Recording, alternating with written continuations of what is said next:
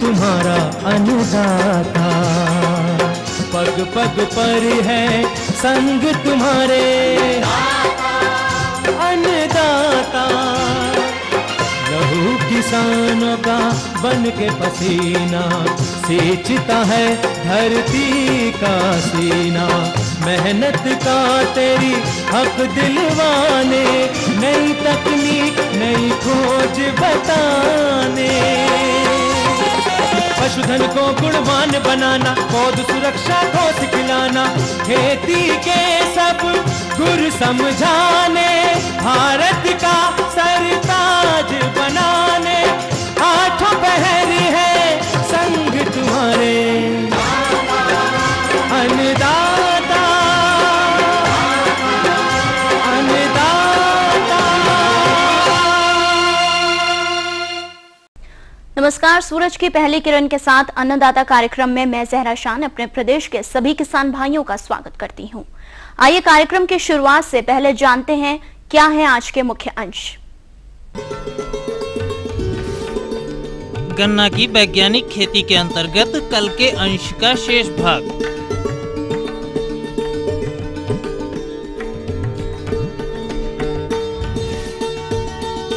मत्स्य सह बतख पालन व्यवसाय पर जानकारी।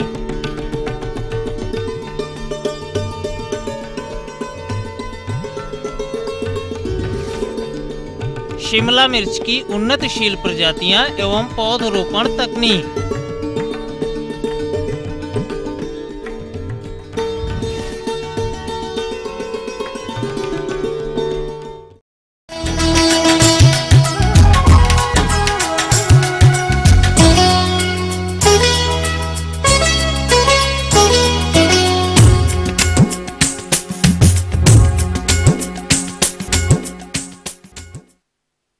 किसान भाइयों, कल के अंश में आपने शरतकालीन गन्ने की खेती के महत्वपूर्ण पहलुओं जैसे नई एवं पुरानी पद्धतियां, बीज का दर व शोधन, खेत की तैयारी इत्यादि के बारे में कार्यक्रम के माध्यम से जानकारी ली।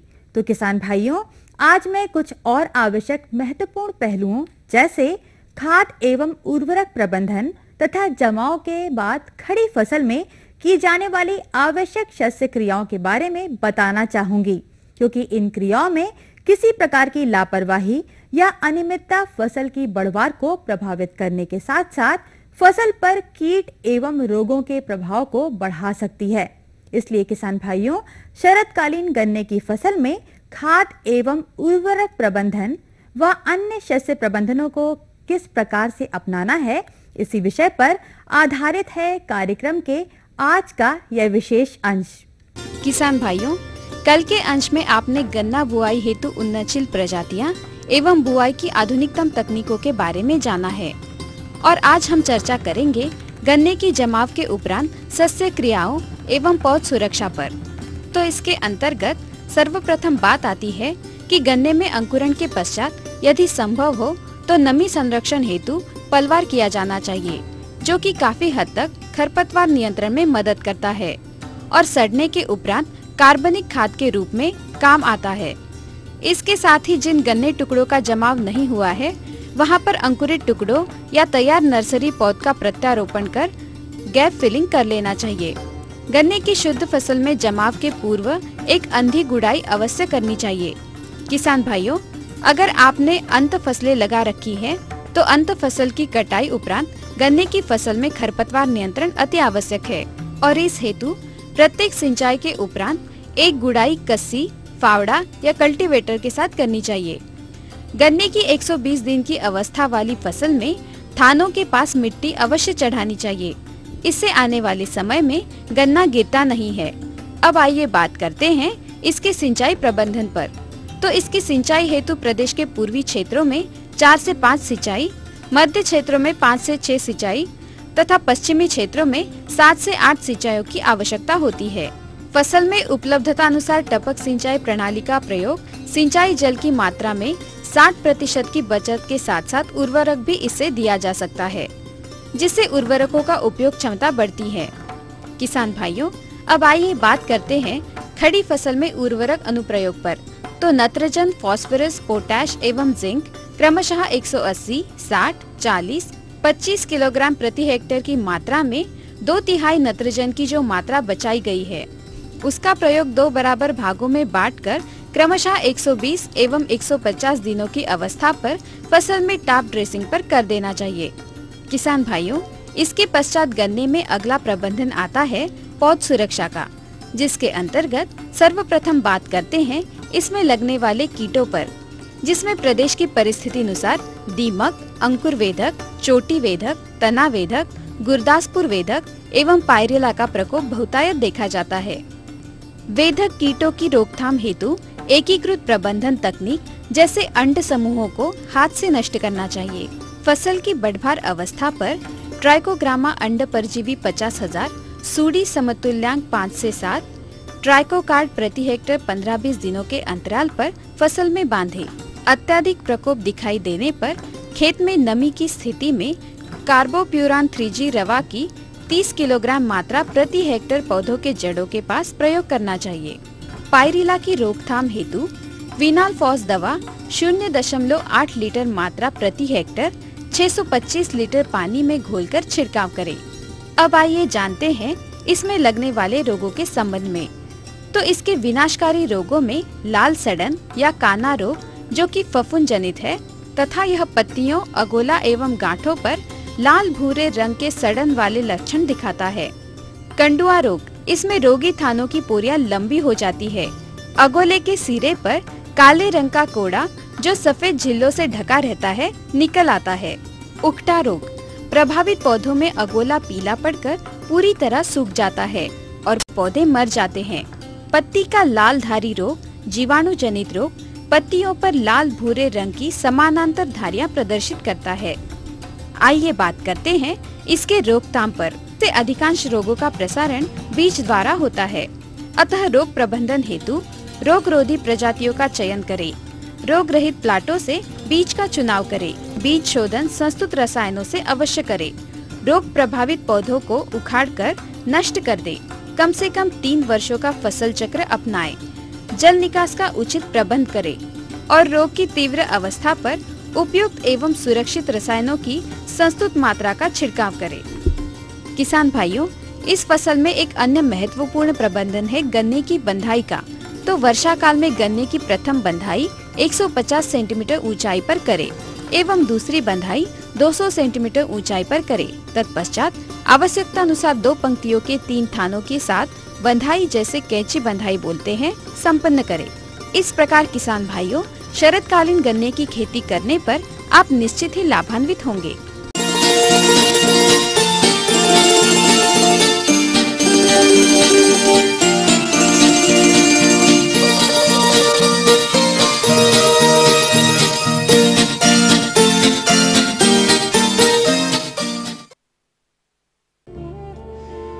मत्स्य पालन प्रदेश में प्राचीन काल से चला आ रहा कृषि सह व्यवसाय है, परंतु समय के साथ इसमें शोध तकनीकों का विकास होता गया। नई नई मछली प्रजातियों के विकसित होने के साथ ही वैज्ञानिक ढंग से इनके पालन के नए तरीके, मिश्रित मत्स्य पालन, समन्वित मत्स्य पालन, पिंजड़ा पद्धति में मत्स्य पालन इत्यादि ने आज इस व्यवसाय को लाभ की पराकाष्ठा पर पहुंचा दिया है।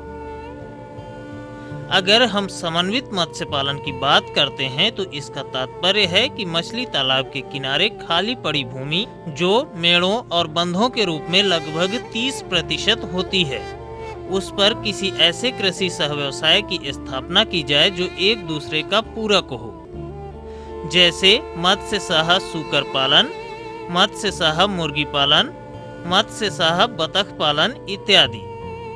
परंतु इसमें सबसे उपयुक्त व्यवसाय मत्स्य सह बतख पालन है, क्योंकि मछली एवं बतख का परस्पर आपसी दोहरा सहयोगी संबंध है।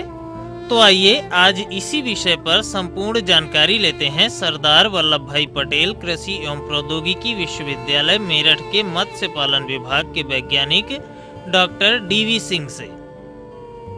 जैसा कि आप सभी परिचित हैं कि समन्वित मत्स्य पालन एक ऐसी विधा है जिसमें हम एक इकाई के बेकार उत्पाद को दूसरी इकाई में लागत के रूप में उपयोग कर लेते हैं, जिससे हमें लागत कम लगानी पड़ती है और आमदनी हमारी बढ़ जाती है। इसी सिलसिले में हम मछली के साथ बत्तख पालन की चर्चा करेंगे। इसमें हम ये 1 हेक्टेयर में लगभग 300 से 400 खाकी कैम्बेल या इंडियन रनर बत्तखों को पालते हैं, जिनको हम 1 हेक्टेयर जल क्षेत्र के लिए उनका झोपड़ी बनाकर उन्हें रखते हैं। झोपड़ी इस प्रकार होनी चाहिए जिसका 2 पाया आपके तालाब में हो तथा 2 पाया तालाब के बंधे पर हो, जिससे जो भी इनका बिष्ठा इत्यादि है वो हम 1 बाल्टी में पानी से डालकर धुलना चाहें तो पूरा बिष्ठा तालाब में बिना किसी श्रम के 2 बाल्टी पानी डालने से एक श्रमिक के द्वारा तालाब में पहुंचाया जा सके और इनके बिष्ठा का इस्तेमाल करते रहना चाहिए। मुझे अलग से किसी प्रकार के खादीकरण की व्यवस्था नहीं करनी पड़ेगी। किसान भाइयों, यहाँ हम आपको संक्षेप में बताते चलें कि मत्स्य पालन एवं बतख पालन हेतु जो संस्तुतियाँ हैं वही यहाँ भी लागू होंगी, परंतु कुछ बातों का ध्यान रखना पड़ेगा। जैसे मछलियों के संचय में अंगुलिकाओं का प्रयोग करें। प्रति हेक्टेयर तालाब में 10,000 से लेकर के 25,000 अंगुलिकाएं डालें। अच्छे लाभ के लिए 6 प्रकार की मछली प्रजातियों का मिश्रित पालन करना चाहिए। शुरुआती अवस्था में बतखों को तालाब में नहीं छोड़ना चाहिए। जब मछली का आकार उंगली के आकार से बड़ा हो जाए तब बतखें तालाब में छोड़नी चाहिए। तालाब में 1 से 1.5 मीटर जल स्तर बनाए रखें। पानी का पीएच मान जांचते रहें। पीएच मान 5 से कम होने की दशा में तालाब में चूने का प्रयोग किया जाना चाहिए। अब यदि हम देखें तो इससे हमें क्या क्या लाभ हैं। हमें किसी न किसी प्रकार से वायवीकरण जल में करना पड़ता है, चाहे हम उसको ऑक्सीकृत करने के लिए एरिएटर का इस्तेमाल करें, चाहे अन्य कोई विधा किसी पंप से पानी डाल करके और तालाब में ऑक्सीजन बढ़ाने की व्यवस्था करें। उसी सिलसिले में एक ये बत्तख पालन बहुत ही सहयोगी है। जब हमारी बत्तखें तालाब में तैरती हैं तो ऑक्सीजन की मात्रा बढ़ जाती है। यदि आपकी बत्तखें कुछ न कुछ अंडे डेली देती हैं तो आपको प्रतिदिन अपने लागत के खर्च का फायदा मिलता है। जो भी रोजमर्रा के खर्चे हैं उससे आप प्राप्त कर सकते हैं। तालाब में कुछ कीड़े मकोड़े ऐसे होते हैं जो हमारे तालाब में मछलियों को नुकसान पहुंचाते हैं। बत्तखें उनको खा जाती हैं। इस प्रकार से बिना किसी कीटनाशक या किसी अन्य पदार्थ के इस्तेमाल किए बगैर हमारे तालाब में जैविक नियंत्रण हो जाता है कीटों का। इस प्रकार से यदि हम देखें तो बत्तख के साथ मछली पालन के कार्यक्रम में हमें साल भर में, जैसा कि हमने बताया कि लगभग 18,000 के आसपास अंडे मिलते हैं। 18,000 अंडे को यदि आप कम से कम 4 रुपए प्रति अंडे के हिसाब से बिक्री करें तो 72,000 रुपए की आमदनी हमारे बत्तखों के अंडों से होगी। इसके अतिरिक्त यदि हम बत्तखों की बिक्री कम से कम मान लें 50 रुपए प्रति किलोग्राम होगी तो हम 12 पंचे 60 लगभग 60,000 रुपए की आमदनी इनके मांस बिक्री से होगी। तो इस प्रकार से हम कह सकते हैं कि यदि हमें इस कार्यक्रम को अपनाने से देखा जाए तो लगभग 1 लाख रुपए के आसपास अतिरिक्त आमदनी होती है। इसके साथ साथ हमारी मछली के उत्पादन में भी वृद्धि होती है। अभी और भी कई जानकारियां शेष हैं, लेकिन इससे पहले लेते हैं एक छोटा सा विराम।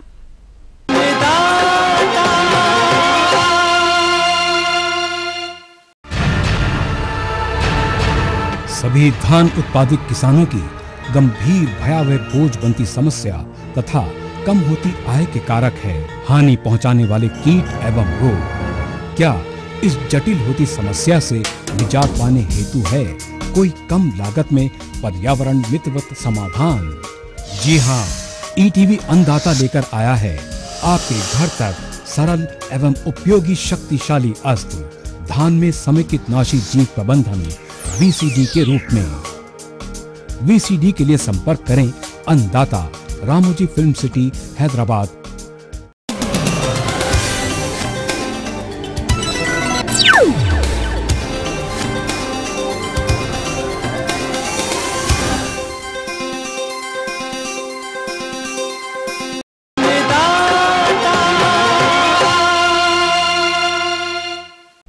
ब्रेक के बाद हम फिर हाजिर हैं आपके साथ। बढ़ते हैं अगली कड़ी की ओर।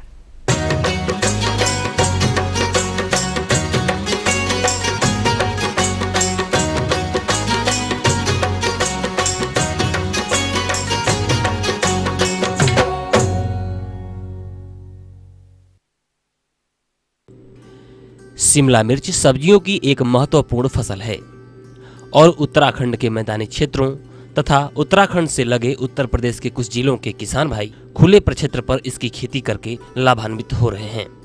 तो जैसा कि इन क्षेत्रों में इस समय रोपण का उपयुक्त समय चल रहा है, अतः किसान भाई उन्नत तकनीकियों को ध्यान में रखते हुए इस माह में यह कार्य अवश्य संपन्न कर लें।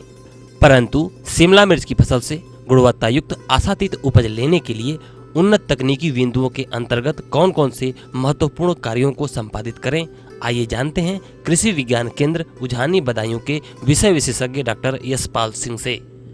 किसान भाइयों, सब्जियों में शिमला मिर्च का अपना विशेष महत्वपूर्ण स्थान है। अभी समय चल रहा है रोपाई का। कुछ किसान भाई शिमला मिर्च की रोपाई कर चुके हैं, कुछ अभी कर रहे हैं। अभी समय है, सितंबर तक किसान भाई इसकी रोपाई करेंगे। सबसे पहले तो जो हम पौधशाला से नर्सरी के पौधे लेके आते हैं वो हमारा स्वस्थ होना बहुत ज़रूरी है। स्वस्थ होने के साथ साथ जब रोपाई का समय आता है उससे लगभग 1 सप्ताह पहले हम उसमें सिंचाई की फ्रीक्वेंसी कम कर देते हैं और मात्रा भी कम कर देते हैं, जिससे पौधे में थोड़ा सा हार्डनिंग हो जाती है। इसके अलावा 1% पोटेशियम सल्फेट का घोल बनाकर यदि हम 1 सप्ताह पहले रोपाई के 1 सप्ताह पूर्व पौधों पे स्प्रे कर दें तो उससे भी जो हमारी पौध है नर्सरी में जो पौध है वो हार्डनिंग हो जाती है। और रोपाई करते समय उसमें जब हम खेत में उसकी रोपाई करते हैं तो उसमें ट्रांसप्लांटिंग शौक नहीं लगता है। दूसरा, वायरस का जो कंटेमिनेशन है, वायरस का इन्फेक्शन है, उसको नियंत्रित करने के लिए या तो हम एंटीवेक्टर नेट लगा के पौधशाला तैयार करें या फिर समय समय पर हम उसमें सिस्टमिक इंसेक्टिसाइड का प्रयोग करते रहें, जिससे जो वेक्टर कीट है वो वायरस को ना फैलाने पाए। स्वस्थ पौध जब हमारे खेत में आ गई है, ट्रांसप्लांटिंग हमने करनी है, तो उसमें ये सावधानी रखनी होती है कि हम जो भी इनपुट्स है, चूँकि जो शिमला मिर्च है इसमें अधिकतर जो हमारी हैं हाइब्रिड वैरायटीज़ हैं तमाम, और जिनकी पैदावार भी काफ़ी अच्छी है। 450 से लेकर 500 कुंतल प्रति हेक्टेयर तक पैदावार देती हैं। इस कारण इनका जो पोषण है वो उसका भी विशेष ध्यान रखना होता है, क्योंकि इनकी खुराक भी ज़्यादा चाहिए होती है।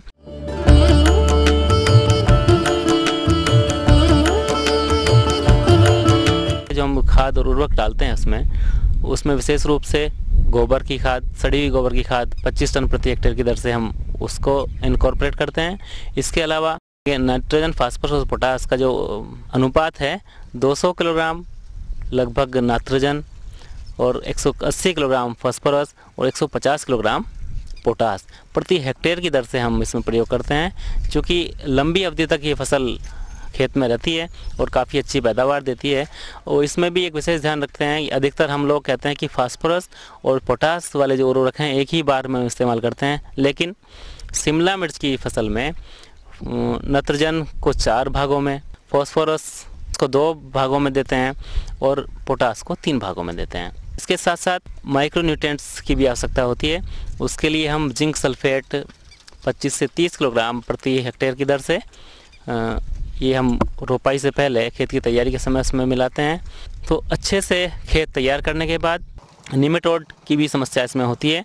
निमेटोड के नियंत्रण के लिए खेत की तैयारी के समय ही 25 से 30 किलोग्राम कार्बोफ्यूरान 3G प्रति हेक्टेयर की दर से हम इसमें इनकॉर्पोरेट करते हैं, मिलाते हैं। इसमें रोपाई के समय जो पौधे हैं, पौधों को यदि 2% कार्बनडाजिम के घोल में हम उपचारित करके थोड़ी देर उसमें रख के उसमें निश्चित दूरी पर 70 से 80 सेंटीमीटर की दूरी पर हम पंक्ति जो है 70 से 80 सेंटीमीटर की दूरी पर रखते हैं। इसके अलावा हर 10 पंक्ति के बाद यदि हम एक पंक्ति गेंदा की रोपाई कर दें तो उससे 2 तरह से फ़ायदा होता है। एक तो वो एंटी नेमेटिसाइड भी काम करता है, रिपेलेंट का काम करता है। दूसरा, जो इसमें फ्रूट बोरर की समस्या होती है, जो फल बेधक कीट आता है, उसको वो आपकी शिमला मिर्च में ना जाके गेंदा पर वो अट्रैक्ट होता है। तो इस तरह से आपके 2 कीटों से वो आपकी फसल को बचाता है। और कुछ मात्रा में आप उसके फूल भी बेचकर लाभ ले सकते हैं। रोपाई के तुरंत बाद जब उसमें हम पानी देते हैं तो उसमें हम कार्बेंडाजिम नामक 2 ग्राम प्रति लीटर के हिसाब से घोल बना के यदि उसकी ड्रेंचिंग करें तो काफ़ी कम हो जाती है संभावनाएं उसमें कॉलर रोट लगने की। जब खेत में रोपाई कर देते हैं उसके बाद विशेष ध्यान रखा जाता है कि आपका जो माइक्रोन्यूट्रिएंट्स हैं उनका भी हम खेत में इस्तेमाल करें। इसके लिए जिंक, जो चिलेटेड माइक्रोन्यूट्रिएंट्स हैं जिसमें जिंक, कॉपर, मैग्नीज, आयरन इत्यादि, ये आजकल बाज़ार में चिलेटेड फर्टिलाइज़र उपलब्ध हैं। इनकी 1 ग्राम प्रत्येक की मात्रा प्रति लीटर, 1 लीटर पानी में 1 ग्राम जिंक, 1 ग्राम आपका मैग्नीज, 1 ग्राम फेरस, 1 ग्राम कॉपर और 1 ग्राम बोरोन 20% का बाज़ार में उपलब्ध होता है। ये 5-6 माइक्रोन्यूट्रिएंट्स 1 ग्राम प्रति लीटर के हिसाब से घोल बना के इसका आप 20-25 दिन के अंतराल पर 2-3 यदि स्प्रे कर देते हैं तो उससे सूक्ष्म पोषक तत्वों की कमी जो है वो आपकी उससे निजात मिल जाती है और पौधों की जो बढ़वार अच्छी होती है, फल आपके अच्छे आते हैं। इसके बाद बीच बीच में हम निराई गुड़ाई करते रहते हैं जिससे एरेशन भी बना रहे। इसमें विशेष सावधानी ये रखनी होती है कि जो पौधे हैं, पौधों की जड़ें उसमें नहीं कटें।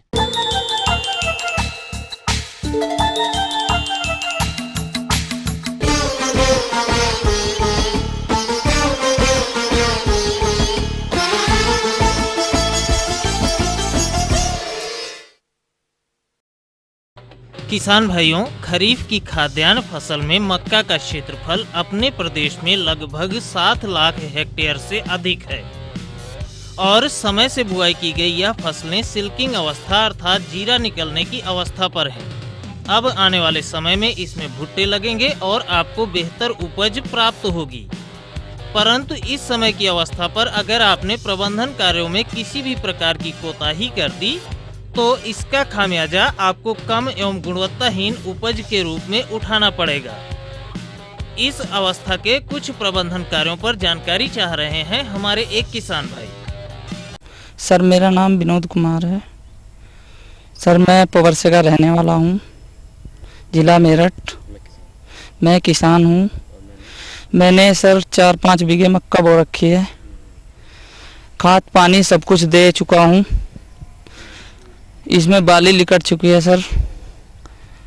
क्या करना चाहिए सर? ये मोटे मोटे भुट्टे हो जाएं, इसलिए दाने बने, उसकी जानकारी चाहिए सर।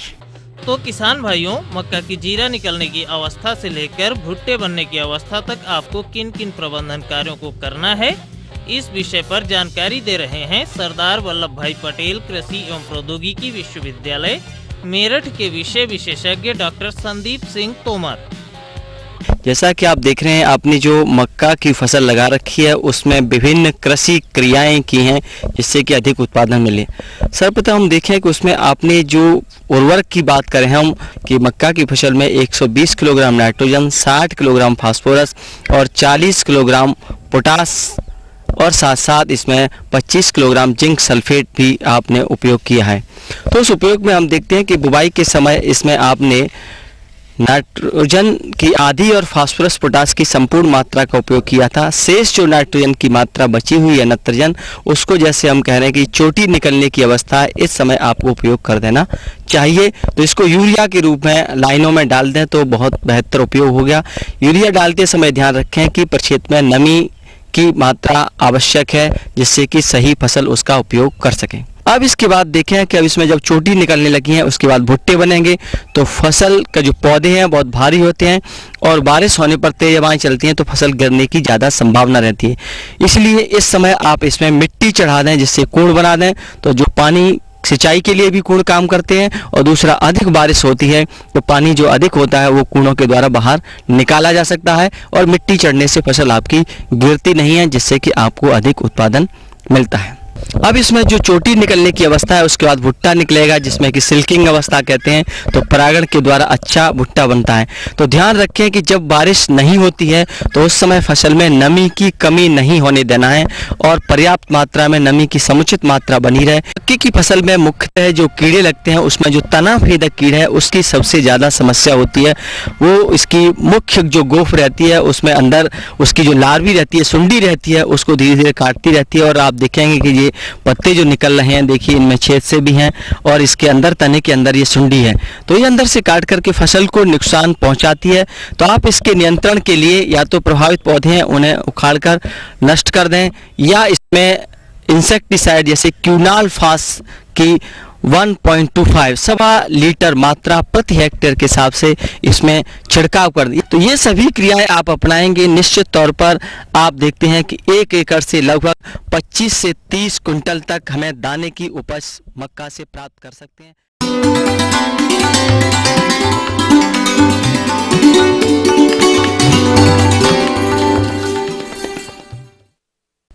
चलिए अब रुख करते हैं आपके द्वारा पूछे गए प्रश्नों के जवाबों की ओर। निशुल्क अन्नदाता हेल्पलाइन में आज जो प्रश्न शामिल किया गया है उसे पूछा है पिहानी हरदोई से शीतला प्रसाद ने। आपकी तिल की फसल में कुछ रोग एवं कीटों का प्रकोप दिख रहा है, आप इनके नियंत्रण हेतु जानकारी चाहते हैं। उत्तर प्रदेश में 174.7 हजार हेक्टेयर क्षेत्रफल में इसकी बुआई होती है और 23.2 हजार टन इसका उत्पादन है। फ्लावरिंग की स्टेज में आता है तो सबसे मुख्य रोग इसमें जो है सीसमम की फिलोडी रोग आता है और उसका कोई उपचार नहीं है, वो ख़त्म नहीं होता। उसको आप जब खेत में देखते हैं तो ये मक्खियों के द्वारा या कीड़ों के द्वारा फैलता है, जो वायरल डिजीज़ है, ये माइकोप्लाज्मा वायरल डिजीज़ है। तो इसका उपचार नहीं है, इसको आप कुछ भी करेंगे तो ये आएगा नहीं। इसका तरीका खाली एक ही है कि इसको निकाल करके खेत से निकाल करके इसको जला दीजिए और इसका कोई उपचार नहीं। दूसरा इसमें जो है कभी कभी थोड़ा सा जो है हल्का फुल्का हेलमेंथोसोरियम का स्पॉट पड़ता है तो उससे कोई खास डैमेज नहीं होता है। तो इसका बचाव का यही तरीका है कि उसका जो है जब आप बोते हैं तो उस समय आप सीड का ट्रीटमेंट करना ज़रूरी है। तो उसमें कार्बेंडाजिम 2 ग्राम प्रति किलो के हिसाब से, और उसके अलावा जो है उसी के साथ साथ 0.01% थीरम और 0.4% ट्राइकोडर्मा से अगर बीज का शोधन करें तो आपको जो इन सब रोगों से जो है बचाव मिल सकता है। भूमिजनित रोग जो है नहीं होने पाते हैं, लेकिन फिलोडी को रोकने का कोई उपाय नहीं अभी तक निजात हुआ है जिससे कि फिलोडी को रोका जा सके। उसका खाली एक ही उपाय है, जो आपको खेत में दिखाई दे उस पौधे को नष्ट कर दीजिए, जला दीजिए, क्या ताकि दूसरे पौधे में वो रोग जाने न पावे। आइए किसान भाइयों जानते हैं तिल की फसल में लगने वाले कीट एवं इनके प्रबंधन के बारे में। इन कीटों में सर्वप्रथम आता है तिल का फली छेदक कीट। यह कीट फसल का मुख्य शत्रु होता है। इस कीट के पूर्ण विकसित इल्ली हरे पीले रंग तथा इसका सिर काला होता है, जिससे इसे आसानी से पहचाना जा सकता है। यही अवस्था फसल के लिए हानिकारक होती है। फसल जब पुष्पन की अवस्था में होती है तो इल्ली सबसे अधिक हानि फूलों को पहुंचाती है। ग्रसित फूलों से फलियां नहीं बनती हैं। इस तरह जुलाई माह से अक्टूबर माह तक यह फसल को हानि पहुंचाती है। साधारणतः इस कीट से फसल को 6 से 8% तक की हानि होती है, किंतु अधिक प्रकोप के समय 50 से 60% तक नुकसान देखा गया है। फली छेदक फल मक्खी, जैसिड व बिहार रोमिल इल्ली के नियंत्रण के लिए मोनोक्रोटोफास 36 SL 600 मिलीलीटर दवा का घोल 600 लीटर पानी में बनाकर प्रति हेक्टेयर के हिसाब से छिड़काव करना चाहिए। याद रहे, पहला छिड़काव बुआई के 30 दिन बाद एवं दूसरा छिड़काव 15 दिन के अंतराल पर करें। इस प्रकार किसान भाइयों, यदि आप बताई गई बातों पर अमल करते हैं तो आपकी तिल की फसल हानिकारक कीटों से बची रहेगी। किसान भाइयों, अगर आप हमसे कृषि से संबंधित सुझाव या समस्या के समाधान हेतु संपर्क करना चाहते हैं तो आप हमें इस पते पर पत्र लिखें। हमारा पता है प्रोड्यूसर अन्नदाता ETV Uttar Pradesh Uttarakhand, Ramoji film city Hyderabad 501512 या फिर मेल करें annadaata.up@etv.co.in या निःशुल्क फोन संपर्क सेवा 1800-425-4085 पर सोमवार से शनिवार शाम 5 बजे से 6 बजे तक संपर्क करें। किसान भाइयों, आज के अन्नदाता कार्यक्रम में बस इतना ही। कल फिर हम हाजिर होंगे नई रोचक जानकारियों के साथ। तब तक के लिए अन्नदाता की पूरी टीम को इजाजत दीजिए। नमस्कार।